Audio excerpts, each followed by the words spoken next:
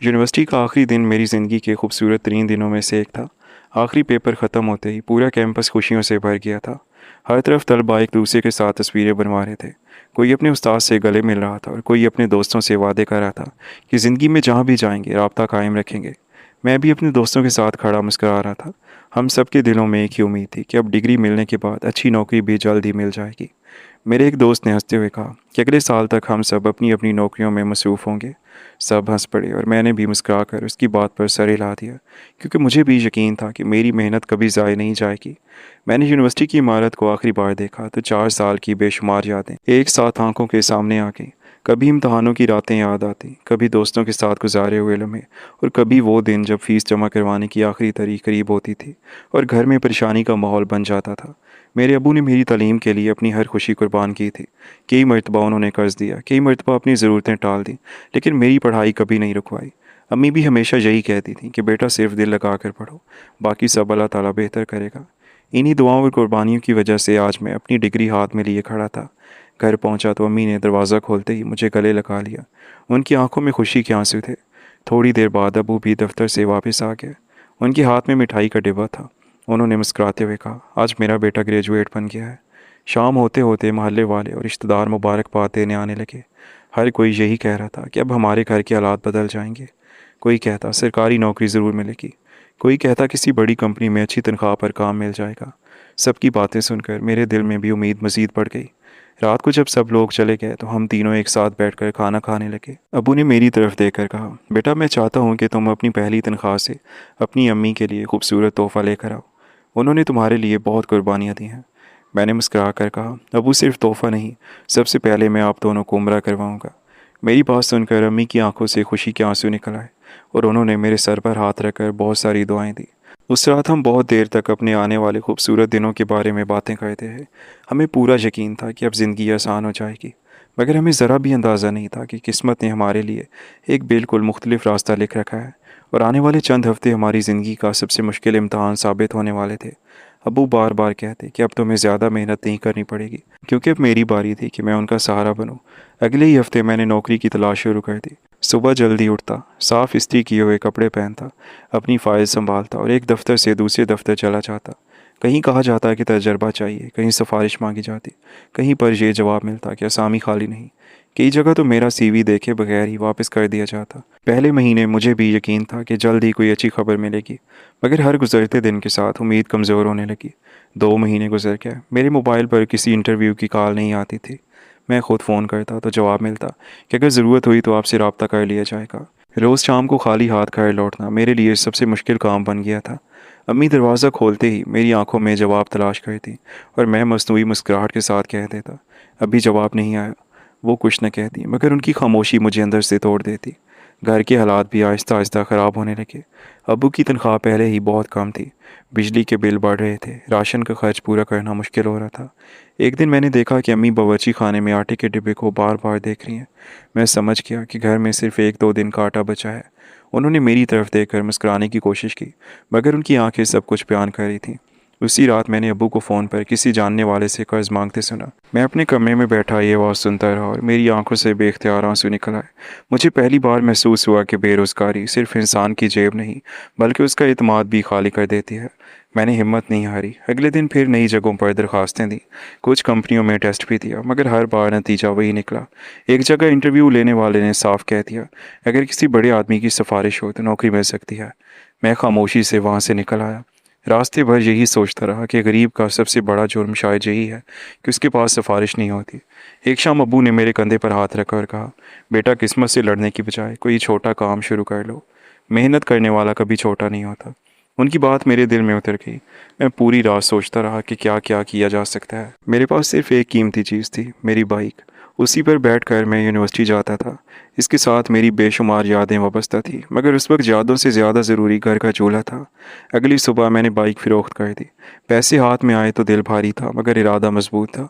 जब घर पहुंचा तो अम्मी ने पूछा, बाइक कहाँ पर है? मैंने आहिस्ता से जवाब दिया, बेच दिया। वो चंद लम्हे खामोश रहीं, फिर बोली, बेटा ये तुम्हारी ज़रूरत थी। मैंने उनका हाथ पकड़ कर कहा, अम्मी ज़रूरत बाइक नहीं, घर का खर्च है। बाइक फिर आ जाएगी, मगर अगर हमने हिम्मत छोड़ दी तो कुछ भी वापस नहीं आएगा। अब्बू ने मेरी तरफ देखा, उनकी आंखों में दुख भी था और फ़ख्र भी। मैंने इन्हीं पैसों से बाज़ार के एक मसरूफ़ कोने में छोटा सा चाय का स्टॉल लगा लिया। शुरू के दिन बहुत मुश्किल थे। सुबह अंधेरा रहता तो मैं दूध लेने निकल जाता, फिर चूल्हा जलाता, चाय तैयार करता और पहले गाहक का इंतज़ार करता।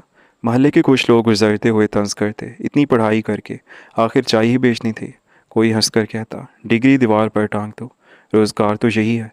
कितना कहा था तुम्हारे बाप को कि किसी वर्कशॉप में तुम्हें लगा ले, काम सीख जाओगे, मगर नहीं। इसके बाप के सर पर भूत सवार था, बेटे को आला तालीम दिलवाएगा, बड़े पोस्ट पर लगेगा, मेरे हालात बदल जाएंगे। लोग तंज के निश्तर चुप होकर चले जाते थे।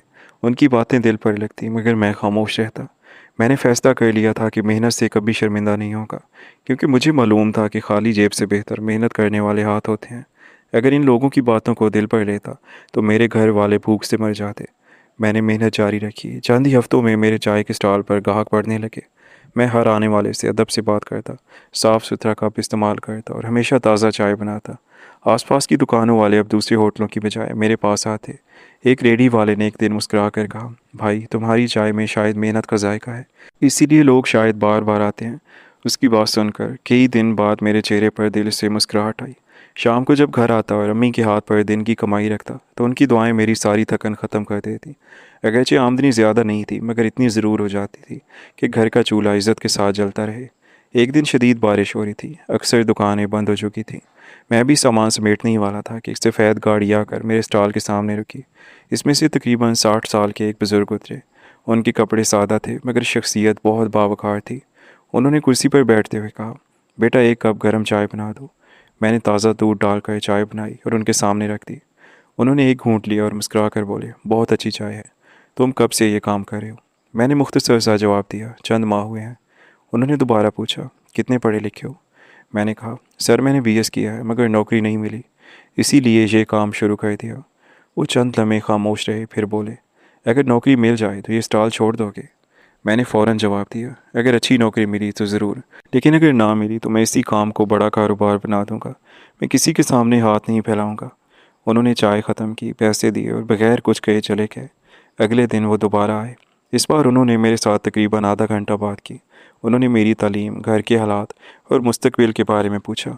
जाते हुए सिर्फ इतना कहा, कल सुबह 9 बजे इस पते पर आ जाना। उन्होंने एक विजिटिंग कार्ड मेरी तरफ बढ़ा दिया। मैंने कार्ड देखा तो हैरान रह गया। वो शहर की एक बहुत बड़ी फूड कंपनी के मालिक थे। पूरी रात मुझे नींद नहीं आई। अगली सुबह मैं वक्त से पहले उनके दफ्तर पहुंच गया। उन्होंने मुझे अपने केबिन में बुलाया और कहा, कल मैंने जानबूझकर तुमसे इतने सवाल किए थे। मैं ये देखना चाहता था कि तुम हालात से हारे हुए हो या लड़ने वाले इंसान हो। फिर उन्होंने मेरी तरफ देख कर कहा, मुझे डिग्री वालों की नहीं, ईमानदार लोगों की ज़रूरत है। मैंने तुम्हें बारिश में भी मुस्कुराते हुए चाय बनाते देखा। तुम हर गाहक से इज्जत से पेश आ रहे थे। यही खूबी किसी भी कारोबार की असल ताकत होती है। उन्होंने मुझे अपनी कंपनी में ट्रेनी सुपरवाइज़र की नौकरी पेश कर दी। तनख्वाह भी अच्छी थी और आगे तरक्की के मौके भी थे। मेरी आंखों में खुशी के आंसू आ गए। मैंने फ़ौरन अल्लाह ताला का शुक्र अदा किया और उनका भी शुक्रिया अदा किया। शाम को जब मैं घर पहुंचा तो अम्मी और अब्बू को ऑफ़र लेटर दिया। पहले तो वो खामोश रहे, फिर अम्मी की आंखों से आंसू बहने लगे। अब्बू ने मुझे सीने से लगा लिया और कहा, बेटा मैं जानता था कि मेहनत कभी ज़ाय नहीं जाती। मैंने नौकरी शुरू कर दी, मगर मैंने अपना चाय का स्टॉल बंद नहीं किया। मैंने वो स्टॉल मोहल्ले के गरीब नौजवान के हवाले कर दिया जो कई महीनों से बेरोज़गार था। मैंने उससे कहा, इससे जितनी कमाई हो अपने घर पर खर्च करना, बस ईमानदारी से काम करना। चंद साल बाद मैं इसी कंपनी में एक बड़े ओहदे पर पहुंच गया। मुझे अब यकीन हो चुका था कि कोई भी मेहनत छोटी नहीं होती। इंसान को छोटा उसका काम नहीं बल्कि उसकी सोच बनाती है। अगर मैं लोगों के तंज से डर कर घर बैठ जाता तो शायद आज भी बेरोज़गार होता। मगर एक छोटे से चाय के स्टॉल ने मुझे सिर्फ रोज़गार ही नहीं दिया, बल्कि खुददारी, हौसला और वो मौका भी दिया जिसने मेरी पूरी ज़िंदगी बदल दी। मैंने अपनी पहली बड़ी तनख्वाह अब्बू के हाथ में रखते हुए मुस्कुरा कर कहा, अब्बू याद है एक दिन आपने कहा था कि पहली तनख्वाह से अपनी अम्मी के लिए तोहफ़ा लेकर आना, लेकिन मैंने आप दोनों से एक वादा किया था। आज मैं वो वादा पूरा करने आया हूँ। अब्बू और अम्मी हैरत से मेरी तरफ देखने लगे। मैंने आहिस्ता से एक लिफाफा उनके सामने रखा। अबू ने लिफाफा खोला तो इसमें उम्र के टिकट, वीज़े और तमाम सफरी कागजात मौजूद थे। चंद लम्हों तक वो खामोश बैठे रहे। फिर अम्मी की आंखों से आंसू बहने लगे। वो रोते हुए बोली, बेटा बस तुम खुश रहो, यही हमारे लिए काफ़ी था। मैंने उनका हाथ अपने हाथ में लेकर कहा, अम्मी अगर आज मैं इस काबिल हुआ तो सिर्फ आप दोनों की दुआओं और कुर्बानियों की वजह से। ये मेरी तरफ से कोई एहसान नहीं है, सिर्फ एक छोटी सी कोशिश है कि आपकी मोहब्बत का कुछ कर्ज अदा कर सकूँ। अब्बू ने मेरी तरफ देखा, उनकी आंखें भी नम थीं। उन्होंने मुझे सीने से लगा लिया और भराई हुई आवाज़ में कहा, आज तुमने हमें दुनिया का सबसे अमीर इंसान बना दिया। चंद हफ्तों बाद मैं खुद उन्हें एयरपोर्ट छोड़ने गया। जब वो एहराम पहनकर रवानगी के लिए आगे बढ़े तो अम्मी बार बार मुड़कर मुझे देखती रहीं और हाथ उठाकर दुआएं देती रहीं। जहाज़ के दरवाजे की तरफ जाते हुए अब्बू ने मुस्कुराकर दूर से हाथ हिलाया तो मेरी आंखें भीग गईं। मैं वहीं खड़ा अल्लाह ताला का शुक्र अदा करता रहा।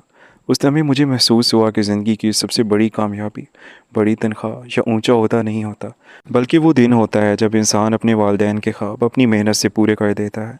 अगर आपको कहानी अच्छी लगी हो तो वीडियो को लाइक और चैनल को सब्सक्राइब करें और आपकी स्टोरी के बारे में क्या राय है अपनी राय का इज़हार कमेंट सेक्शन में लाजमी करें। अल्लाह हाफ़िज़।